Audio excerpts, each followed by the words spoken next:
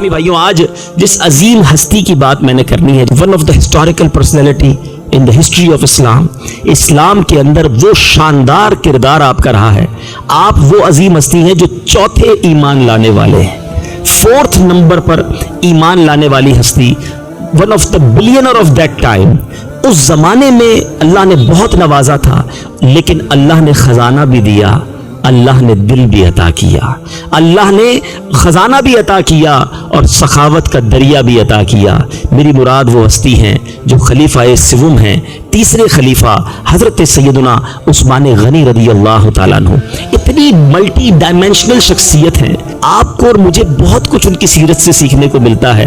Normally دنیا میں کیا ہوتا ہے، جو بزنس میں زیادہ انوالو ہوتا ہے وہ پھر دین سے زیادہ دور ہو جاتا ہے، جو زیادہ بڑا کاروبار کرتا ہے وہ اپنی فیملی کے لیے، اپنے دین کے لیے ٹائم نکالنا اس کے لیے مشکل ہو جاتا ہے۔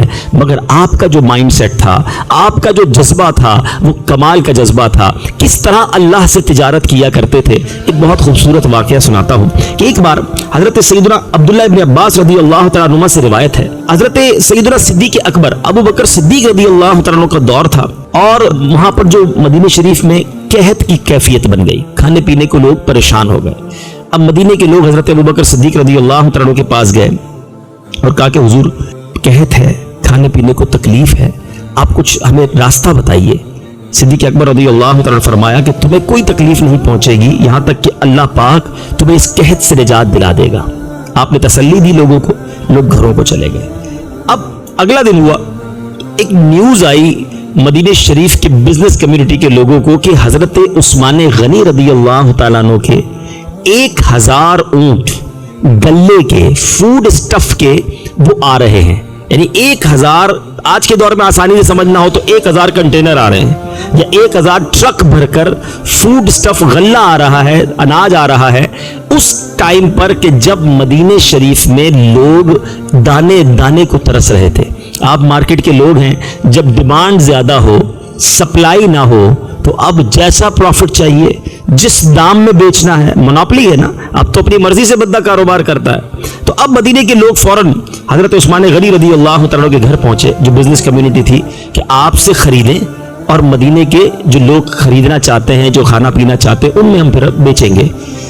حضرت عثمان غنی رضی اللہ تعالیٰ کے گھر پہنچے اور کہا کہ حضور ہم نے سنا ہے کہ آپ کے گندم اور دیگر اشیاء کے 1000 اونٹ آ گئے ہیں۔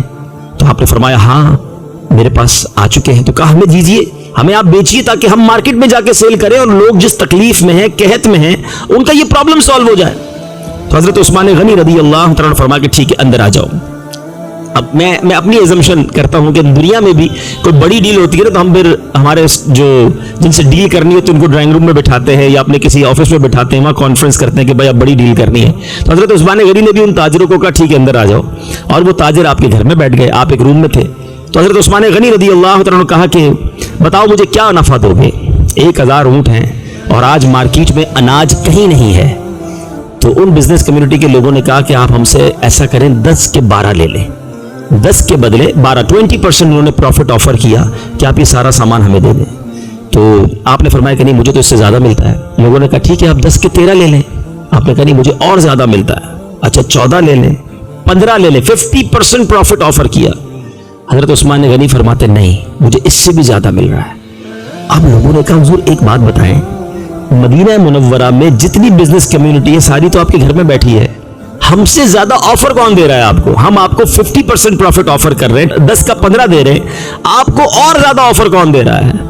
آپ نے فرمایا مجھے 1 کا 10 مل رہا ہے اور وہ میرا رب دے رہا ہے، 1 کے بدلے مجھے 10 میرا رب دے رہا ہے، تم سارے گواہ ہو جاؤ۔ یہ 1000 کے 1000 غلے سے بھرے ہوئے اونٹ میں نے مسلمانوں پر صدقہ کر دیے، فری آف کاسٹ۔ حضرت عثمان غنی رضی اللہ تعالیٰ عنہ نے وہ سارا سامان مدینے میں تقسیم کیا، لوگوں نے کھایا۔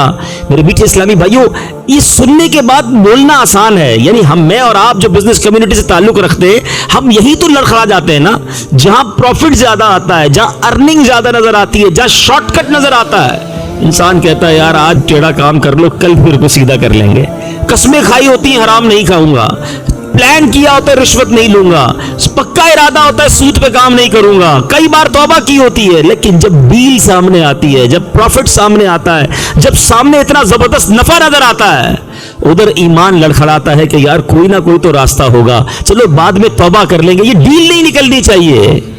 اللہ اکبر، عثمان غنی رضی اللہ تعالیٰ کا ذہن دیکھیے، ان کا مائنڈ سیٹ دیکھیے۔ آپ فرماتے اللہ مجھے 1 کا 10 دے گا، جتنا چاہتے تھے اس وقت ریٹ لے سکتے تھے، مگر سیدنا عثمان غنی نے وہ سارا غلہ ڈسٹریبیوٹ کیا۔ اب سنیے اس کا نتیجہ، اس کا ثمرہ اور اس کا انعام کیا ملا، سبحان اللہ۔ اب جب حضرت عثمان غنی رضی اللہ تعالیٰ عنہ نے وہ سارا تقسیم کر دیا، تو اب حضرت عبداللہ ابن عباس خود فرماتے ہیں میں جب رات کو سویا تو میں نے خواب میں رسول اکرم صلی اللہ تعالی علیہ وسلم کی زیارت کی۔ میرے آقا علیہ الصلوۃ والسلام نے چادر پہن رکھی تھی، مبارک ہاتھوں میں نور کی چھڑی اور پاؤں مبارک میں نالین تھے اور ان کے تسمے بھی نورانی تھے۔ میں نے عرض کی یا رسول اللہ میرے ماں باپ آپ پر قربان، یا رسول اللہ آپ علیہ الصلوۃ والسلام کی طرف میرا شوق بڑھتا جا رہا ہے۔ سرور کائنات علیہ الصلوۃ والسلام نے کیا فرمایا؟